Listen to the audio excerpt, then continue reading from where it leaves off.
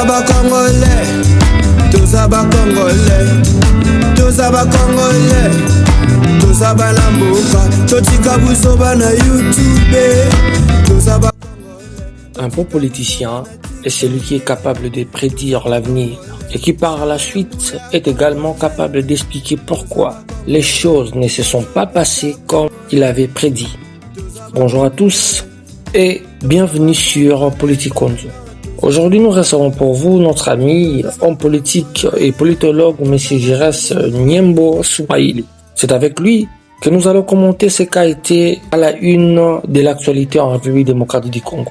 Avant de débuter, assurez-vous de vous abonner à notre chaîne YouTube. Pour vous abonner, il vous suffit de cliquer sur s'abonner, puis de commenter l'émission en 2 secondes dans l'espace commentaire. N'hésitez pas à la liker, cela nous aidera à comprendre l'algorithme de notre chaîne et n'oubliez surtout pas de cliquer sur la petite cloche pour être au courant des prochaines sorties. Monsieur Giresse Nyembo, bonjour.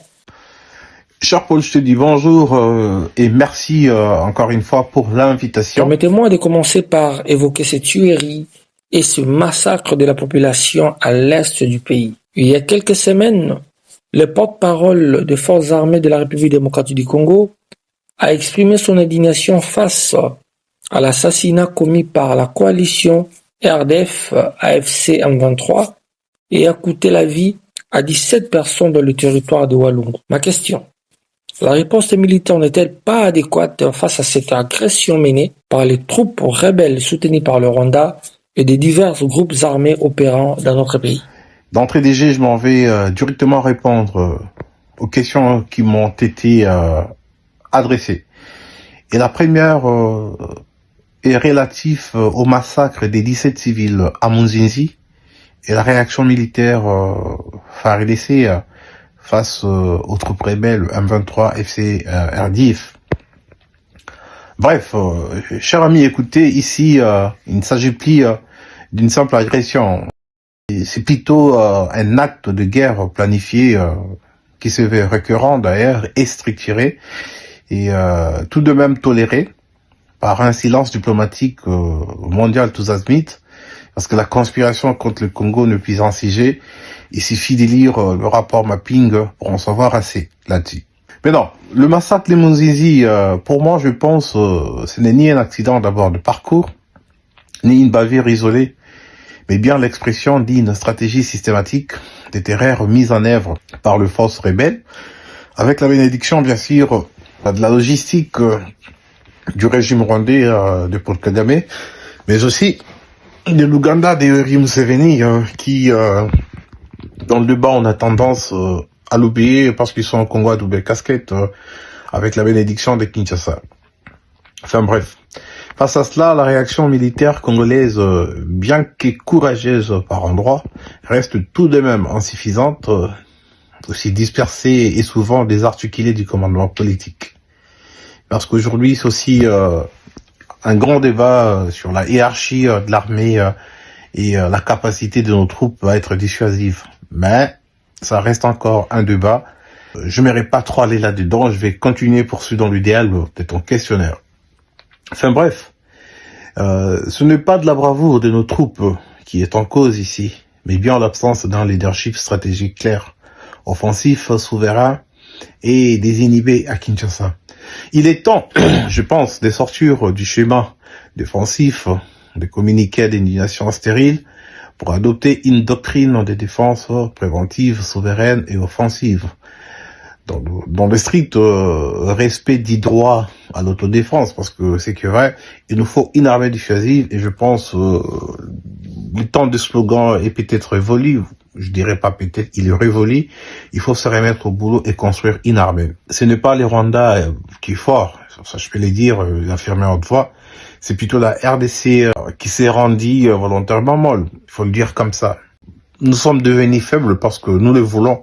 Or, en réalité, les Rwandais, peu importe ce que les Rwandais peuvent devenir, le Rwanda ne sera jamais fort, puisque un Congo qui s'éveille grand à sa taille, avec une armée dissuasive de par sa population, nous sommes des milliers et de millions d'ailleurs, je peux dire, j'allais dire d'ailleurs, Et je ne vois pas un pays avec 2 millions, un pays si grand comme le Congo, rester 30 ans après à faire lécher que les Rwandais est fort lourd et les Rwandais nous attaquent. Moi, je pense nous avons choisi à demeurer faibles et nous sommes responsables de ce qui nous arrive.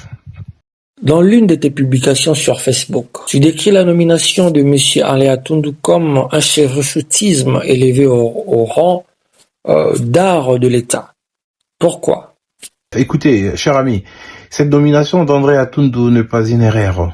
C'est une signature politique. Ça, il faut le dire. C'est un recyclage méthodique d'un vestige d'un système dépassé dont la loyauté va moins à la République qu'à l'équilibre des clans et à la neutralisation de voix critiques. Nul n'ignore le parcours de notre cher papa André Atundu, qui a servi le maréchal, passé par le Kabila et aujourd'hui par le président Félix Tshisekedi. Ta question, tu voulais savoir pourquoi j'ai usé du mot chevrechoutiste ou chevrechoutiste quand je parlais d'André Atundu.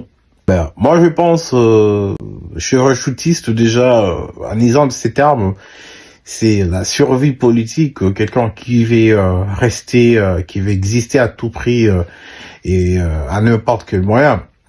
Et c'est là d'ailleurs l'art de nommer non pas pour servir, mais pour contenir. Atundu n'incarne pas le renouveau sécuritaire. Il faut qu'on se le dise, chers frères. Il incarne la permanence des deals de couloir, des calculs des stabilités au détriment de la compétence. Nous savons ce qu'Atundu a fait à la SNEL. Nous savons ce qu'Atundu a fait partout où il est passé comme gestionnaire. Mais la bonne question, c'est de savoir, dans un moment où la RDC aurait dû injecter du sang neuf, visionnaire et implacable au cœur de son architecture sécuritaire. Vraiment, c'est André Atundu du sang neuf en ce moment. Allez-y comprendre pourquoi j'ai usé de ces mots chevrechoutiste. Donc, M. Atundu va exister à tout prix et à n'importe quel moment. Il se prête même à insulter et à vilipender, voire à diffamer son ancien maître, comme il a fait avec Mobutu, aujourd'hui il le fait avec les Kabila. Et demain peut-être, qui sait, il le fera avec Tshisekedi aussi. En somme, cette nomination pour moi est un message clair. Les systèmes se protègent et la nation attendra. Voilà le message. Joseph Kabila, ancien président de la République démocratique du Congo, est en déplacement dans le nord et dans le sud Kivu depuis quelques semaines. Ces provinces sous contrôle de la rébellion M23 AFC. Quelle est la raison pour laquelle sa présence au nord et au sud Kivu suscite tant de réactions et d'indignation? Écoute, cher frère, il faut analyser la situation de l'ancien président Joseph Kabila, sénateur à vie, qui malheureusement, il n'est plus sénateur à vie, même ancien président, parce que sans ces immunités, je ne pense pas que j'ai le droit encore de les nommer comme tels. On va dire ceci, écoute, cher ami, la polémique autour de la visite de Joseph Kabila à Bukavu, à Goma, ou soit sa présence dans le Kivu, révèle non pas la gravité de son déplacement, mais plutôt la crispation d'un pouvoir qui cultive la peur de la contradiction et la répression de toute voix dissidente ou soit alternative, d'opposition, si on peut l'appeler comme ça. Il est clair que nous assistons en ce moment à une certaine rwandalisation rampante du débat national. Il suffit de dire les choses autrement, de penser autrement. Vous êtes rwandais, et voilà. Ou toute pensée, d'ailleurs, dissidente, est systématiquement indexée comme ennemi de la République, où l'opposant est réduit au silence, et où l'unité de la nation est subordonnée à une pensée inique téléguidée depuis Kinshasa. Mais, cher ami, que l'on soit clair sur cette question, Goma et Bukavu, bien qu'assaillis par la rébellion M23 RDF.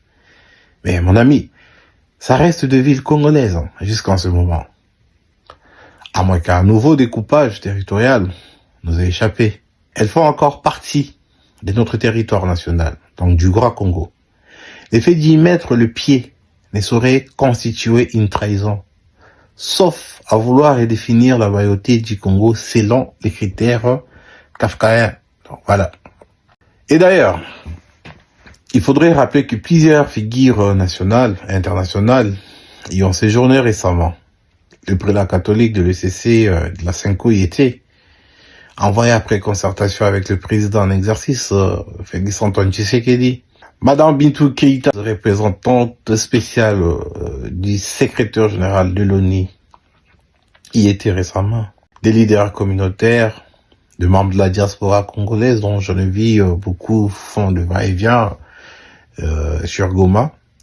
Mais de toutes ces personnes, bien que ce ne soit pas des anciens chefs d'État, ce sont des Congolais, mais personne ne les a accusés d'intelligence avec l'ennemi. À ces rythmes, ira-t-on demain accuser les habitants de Bunagana, occupés depuis plus de 3 ans aujourd'hui, si on peut le dire, des hautes raisons pour y être restés et y vivre? Ce sont des questions qu'il faudrait se poser. Mais non. Pourquoi ces 2 poids et 2 mesures? C'est que moi je trouve d'ailleurs inacceptable. Quand Joseph Kabila, je dis bien, ou soit quant à Joseph Kabila, s'il faut sortir de l'hypocrisie politique, cela fait 7 ans qu'il est volontairement retiré de la scène politique.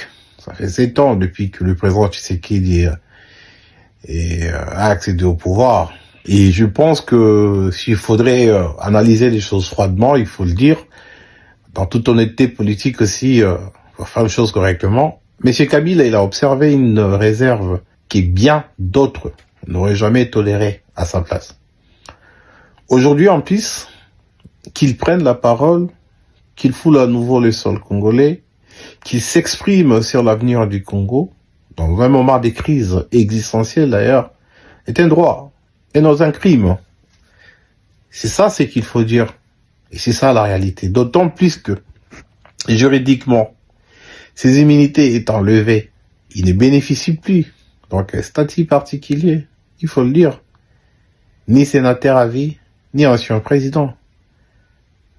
Donc du coup, il n'est pas protégé. C'est un citoyen lambda qui se trouve à Goma et qui agit à sa manière, parce qu'il faudrait suivre aussi son discours du 23 mai, où il a largement exprimé son désir de faire barrière à la tyrannie et à la dictature. Et il a promis de jouer sa partition. Déjà, il faut voir les choses comme ça.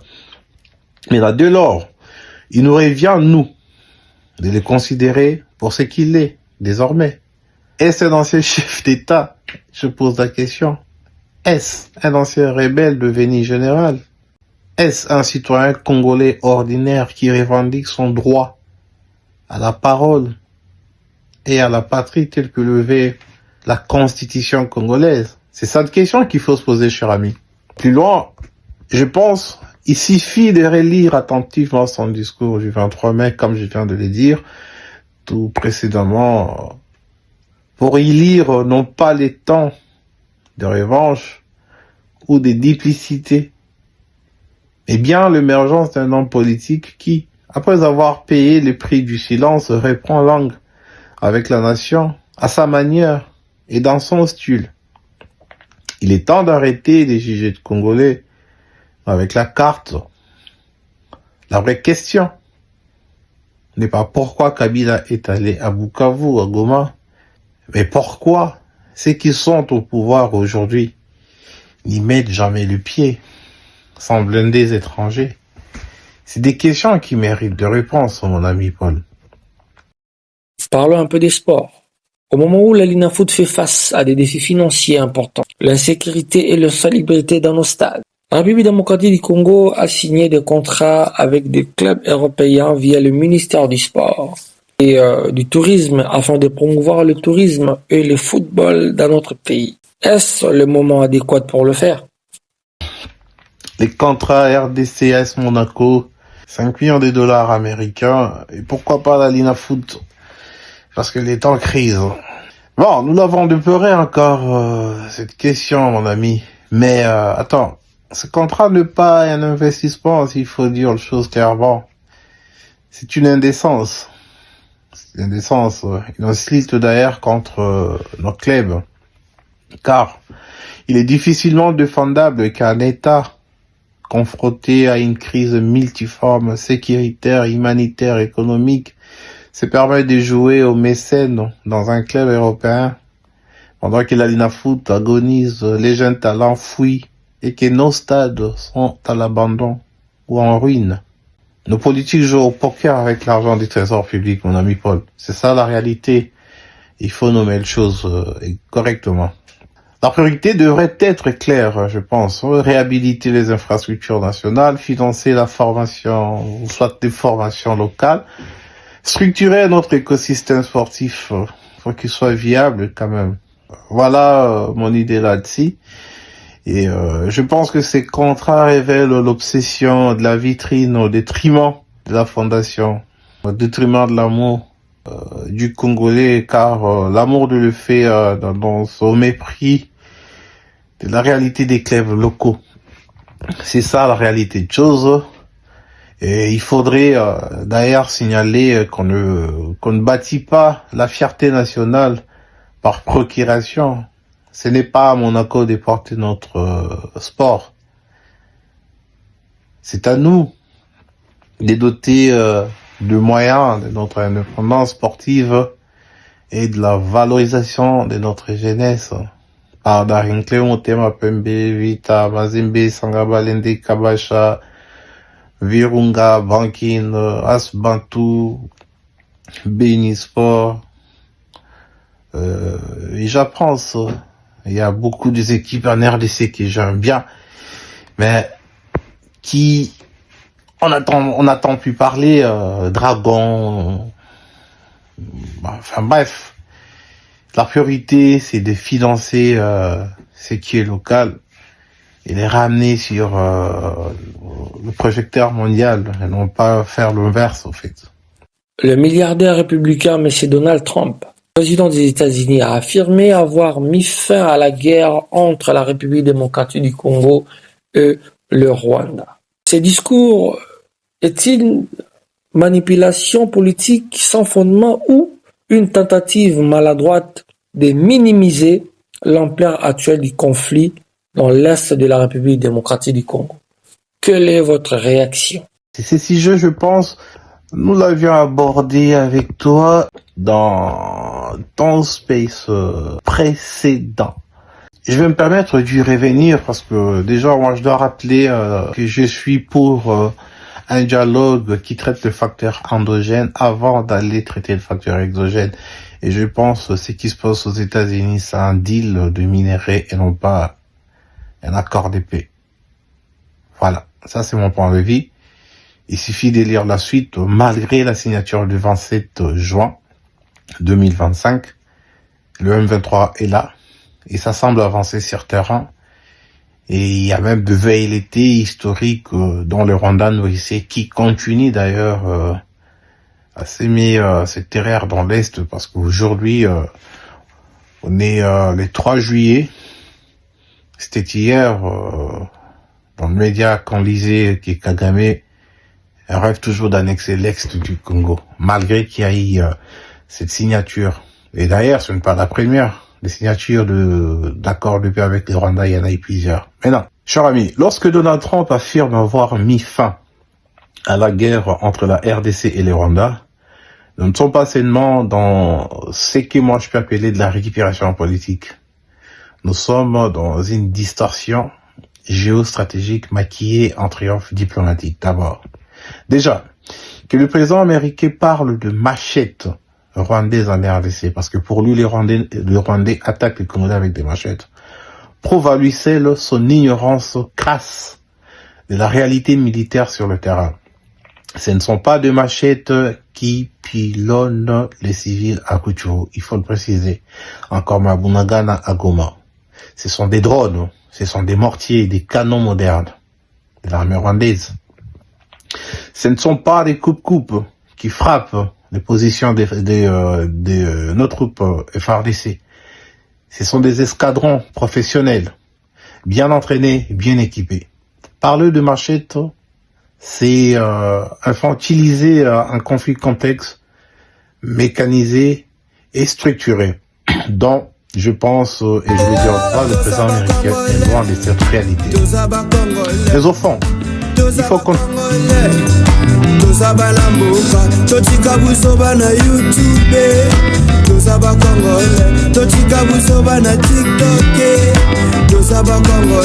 Charles Mbouya congolais, Tozaba congolais, Bolo Peta congolais, Tozaba congolais, Tozaba congolais, non, Tozaba Nambuka, Tozaba congolais, Tozaba Nambuka.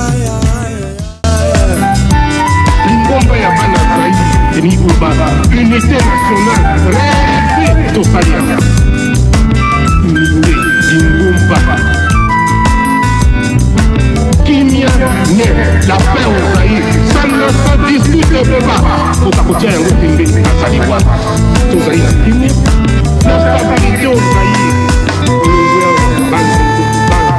Équateur, Mosaïque, Java, les deux passages, vous êtes chez vous, Ozaï na mokili na yo, Oluba Zali Sousten, Nkombe Zali Sousten, Mongwanda Zaïte, Mokonga Zalite, évidemment, ils allaient par étiquette, Ozaï, Lingomba, Lisanga, Boboto, Esika Moko.